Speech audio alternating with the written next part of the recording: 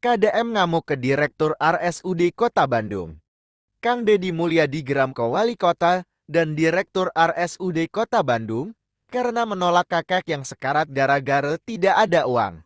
Sebelum lanjut, jangan lupa like dan subscribe videonya. Mari kita lanjut videonya.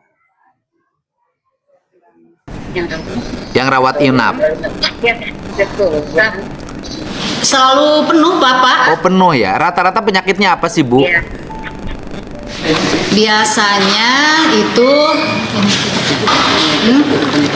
penyakit dalam, Bapak. Dalam, bedah, seperti itu, Pak. Saraf, stroke, seperti itu, Pak. Saraf kejepit, stroke, jantung, gagal ginjal, diabetes, batu empedu, kencing manis, kencing batu, sesak napas, ya begitu kan? Patah hati, patah kaki. Siapa? Bu, waktu itu memang ada pasien yang dirawat oleh ibu yang korban penganiayaan itu. Ayo, Pak. Ada, Pak. Masuk ke bagian umum. Masuknya IGD ya, Bapak? Ya, ayah ke IGD dan masuknya IGD-nya jalur umum. Leres, Bapak. Karena dia itu adalah korban penganiayaan, Bapak. Seperti itu. Korban penganiayaan, ya saya paham. Korban penganiayaan, korban pembunuhan itu dari sisi aspek material kesehatan tidak dijamin oleh BPJS. Terus, Bapak. Saya kan sering nanganin jadi hafal yang begitu, Bu. Mohon, Pak. Dia waktu itu kemudian bayar DP ya melalui perusahaan Alfamart itu. Mohon Bapak, jadi waktu itu Alfamart itu memberi bantuan, Mbak. Dalam bentuk karena DP. ucapan terima kasih katanya Pak karena sudah membantu pada saat kejadian tersebut. Boleh kalau Yang tersebut diberikan pada kami. kalau saya tanya DP-nya berapa waktu itu Alfamart ngasih? Bukan DP, Pak. Bukan DP, Pak. Jadi istilahnya adalah pasien diberikan informasi sama kita. Ada pasien masuk dan biayanya adalah memberikan waktu itu 10 ya, Bu ya? Estimasi. Jadi kalau estimasi biayanya kami tidak tahu, Pak, seperti berapa gitu. Cuman waktu itu dapat bantuan dari Alfamart diberikan pada kami seperti itu, Pak. 10 juta. 10, 10 juta. Beres, Pak.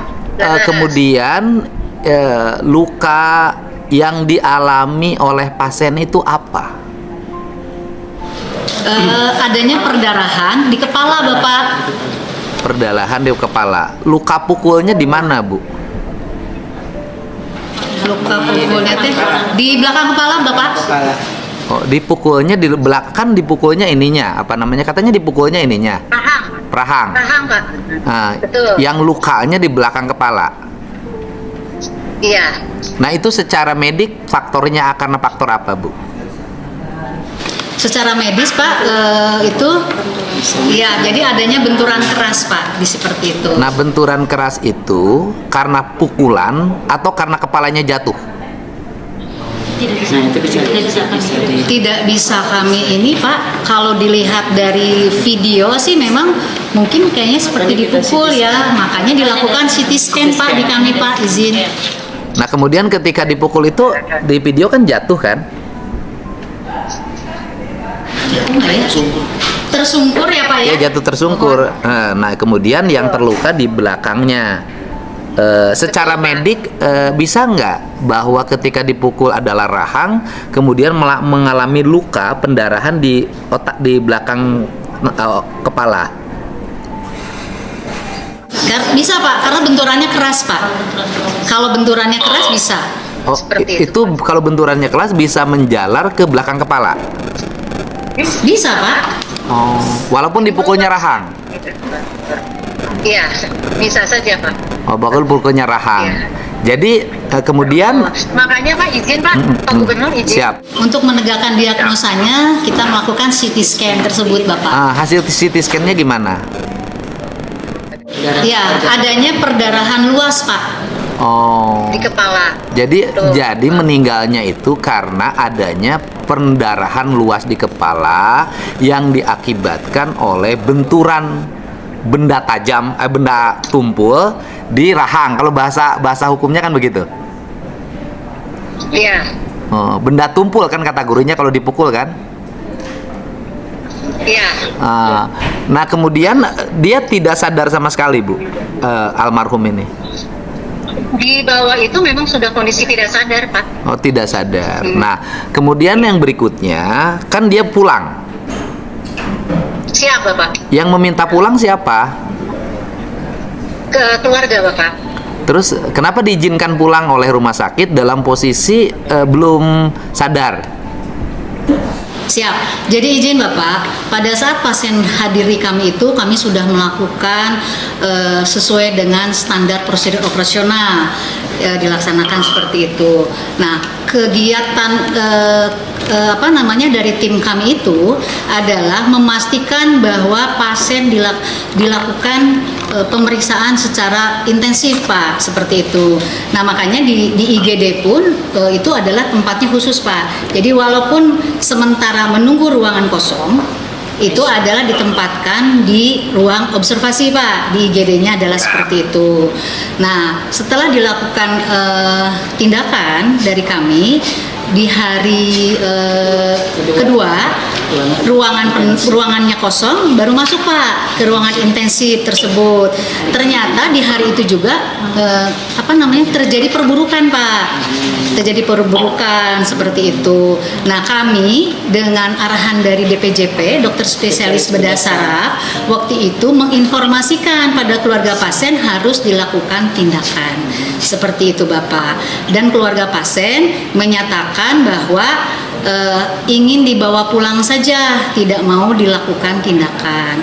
Padahal, Pak, izin sekali, Pak, kalau kita berbicara bahwa kita sudah memberikan edukasi, sudah memberikan masukan dan sebagainya, lakukan tindakan, dipikir dulu, jangan mau pulang-pulang aja seperti itu. Nah, si keluarga pasien menyatakan ingin pulang, Pak, waktu itu. Jadi mungkin kalau kita bicara adalah kami bukan kurang ya, mungkin gagal menginformasikan, meyakinkan gitu, Pak. Nah begini, kan kalau keterangan dari anak korban bahwa mereka pulang itu disebabkan karena kalau mengikuti operasi tidak punya uang, belum bayar DP. Bener nggak begitu? Entah, Bapak. Jadi sebetulnya kalau boleh jujur, Pak, kita mengatakan semua, Bapak, kondisi ini tuh tidak yang ini saja, Pak, di kami. Banyak sekali kondisi-kondisi yang ada sudah datangkan pada kami seperti itu. Sebetulnya kami punya mekanisme lain, Bapak. Pada saat si pasien misalnya tidak bisa membayar, berarti adalah penundaan pembayaran. Dan itu memang diedukasi ke pasien bahwa hayu kita lakukan tindakan, karena dari dokter spesialis bedah sarafnya harus dilakukan tindakan segera. Kekeh, Pak, bilangnya itu keluarga pasien menyatakan tetap akan kami bawa pulang karena kami tidak mau mempunyai hutang, Pak. Seperti itu, Pak. Nah, itu yang saya maksud, gini loh, ditarik pulang. Kan saya juga ngomong begitu ke keluarga pasien, kenapa tidak terus dioperasi? Kan kalau terus berhutang biasanya juga kalau informasinya nyampe ke pemerintah provinsi juga kan kita suka ikut menangani, ikut membayarkan. Baik secara kelembagaan provinsi maupun secara personal, apalagi kan kita punya iuran tuh, sumbangan dari para pegawai yang tiap bulan. Nah, makanya saya penegasan sekali lagi, ini bener yang mana? Apakah memang karena mereka tidak punya uang untuk dioperasi sehingga rumah sakit tidak mau mengoperasi sehingga mereka membawa pulang? Nih, no. Yang bener yang mana nih, Bu? Insya Allah, Pak. Yang benernya adalah kasus ini sebetulnya sudah banyak, Pak. Nah, sebetulnya kegiatan ini bisa kita tanggulangi, yang penting asal pasien mengizinkan, Pak. Seperti itu akan dilakukan tindakan. Dan itu sudah diedukasi, baik itu oleh dokter bedah sarafnya sendiri, oleh tim kami, baik itu dari pelayanan ataupun dari pihak keuangan dan sebagainya. Hayu dilakukan tindakan. Sampai mau pulang juga, si pasien itu kami bilang dipikir-pikir dulu deh gitu Pak. Tapi kekeh pasiennya bilang kami tidak mau berhutang. Oh, jadi Jawabannya seperti itu.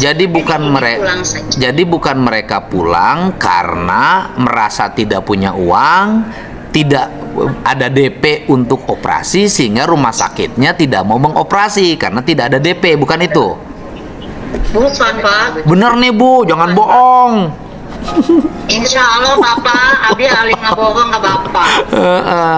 Nah, kan ini teh bagi saya mah ya sebagai gubernur merasa kok saya sebagai gubernur sih nggak bisa ngelindungin warga saya sampai karena dia menjalankan tugas sebagai keamanan di kampungnya dianiaya, kok berobat di rumah sakit sampai rumah sakitnya nggak mau operasi sampai tidak karena tidak bayar DP. Kan saya sedih Bu secara pribadi Bu. Mohon Pak, leres Pak. Tapi insya Allah Pak, RSUD Kota Bandung atau Ujung Berung Pak, nama terkenalnya ini mual seperti eta Pak. Karena kasus seperti ini bukan hanya baru sekarang ini Pak, tapi memang sudah ada kasus yang itu bisa kita bantu Pak. Bantunya dengan apa Pak? Kita mengkomunikasikan dengan keluarga, ayo bisa dicicil atau tidak, seperti itu. Kalau misalnya tidak bisa dan sebagainya, ya kita minta bantuan dari pihak lain Pak, dari Basnas, dari juga kita bisa Pak, terus dari Yayasan Amal Soleh, seperti itu Pak. Makanya sangat disayangkan pada saat kita memberikan edukasi atau menginformasikan bahwa hayu lakukan tindakan, ya sangat ini juga ya Pak ya.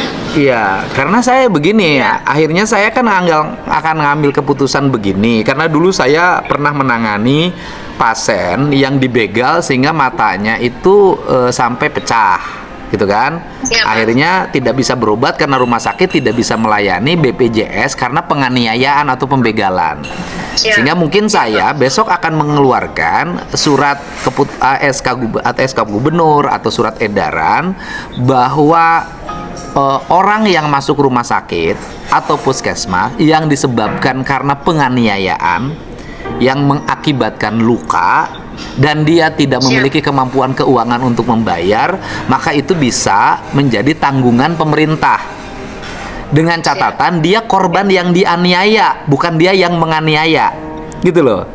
Atau dia bukan dia orang yang dianiaya, bukan dia tawuran. Nanti kan ada kualifikasinya. Kalau yang tawuran saya nggak mau mengobati, biarin aja. Gitu loh. Jadi, tapi yakin nih Bu nih, ini jangan bikin saya ngambek nih. Izin Pak, ini ada tim saya, Ibu Wadir, ini ada tim saya, Pak Wadir, ini ada tim saya Pak semua. Saya yakin nggak mungkin lah Pak tim saya berbohong, karena saya yakin kejadian ini bukan hanya hari ini saja, dan kita bisa bantu memang yang tidak. Pak Wali, itu saya ini lagi nanya ke direktur karena keterangan dari warga Pak Wali yang korban pemukulan itu. Kemarin kan tidak dioperasi karena tidak bayar DP. Saya minta penjelasan, ternyata tidak katanya. Orang tuanya ya keluarganya yang minta maksa pulang. Siap. Betul Pak, memang kesalahan kami adalah gagal meyakinkan Pak. Gagal meyakinkan, jadi ya kadang kalau pasien sudah maksa pulang kita aja juga. Secara aturan nggak bisa Pak kita tahan. Iya Pak. Jangankan yang maksa pulang, yang maksa pisah aja ada Pak. Ampun atau Pak, maksa pisah Bapak. Jadi gini Pak Wali, kan gini, ini penting karena Pak Wali kan lagi menggerakkan ronda itu Pak Wali ya. Betul.